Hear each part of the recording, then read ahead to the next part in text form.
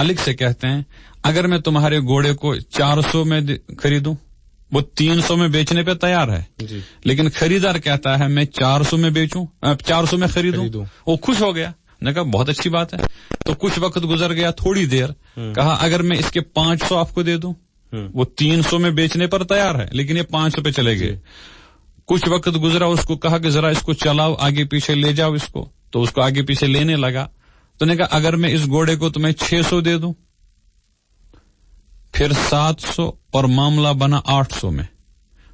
बेचने वाला 300 में बेचने पर तैयार है लेकिन खरीदने वाला कीमत बढ़ा रहा है जी। मामला तय हुआ 800 में। वो पैसा लेकर चला गया। साथियों ने इनसे कहा ये तो 300 में बेचने पर तैयार था, आपने इसको 800 क्यों दिए? तो उनने जुमला कहा मैंने नबी अलैहिस्सलातु वस्सलाम के साथ बैयत की है कि मैं हर मुसलमान के साथ खैर खाई करूंगा। इसका जो घोड़ा था ये 300 का नहीं था बल्कि 800 का था।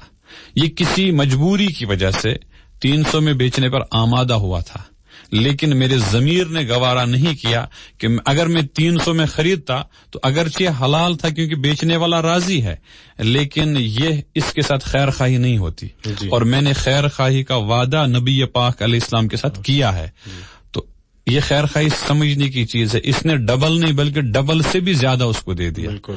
यही हाल बेचने वालों को भी चाहिए कि अगर चीज 30 की है और हम उसमें 1 0 बढ़ा देते हैं और 300 कर देते हैं और ये खरीदने वाला बेचारा मजबूर होता है खरीदने पर, तो यकीन हमारे पास पैसा तो आ गया लेकिन वो खैर खाई का जज्बा हमारे अंदर नहीं आया, जबकि नबी पाक अलैहिस्सलाम ने हमें एक दूसरे के साथ खैर खाई का बर्ताव करने का हुक्म दिया है। इसीलिए तमाम लोग जो भी खरीद फरोख्त करते हैं बाव को बाव की हद ही में रखें।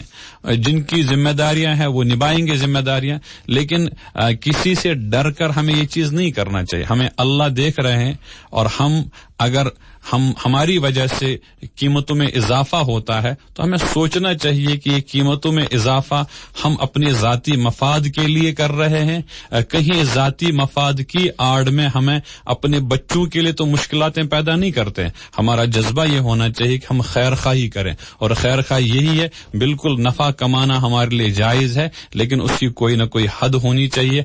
हम जेब कतरे न बने तिजारत के उन्वान से। जी बिल्कुल।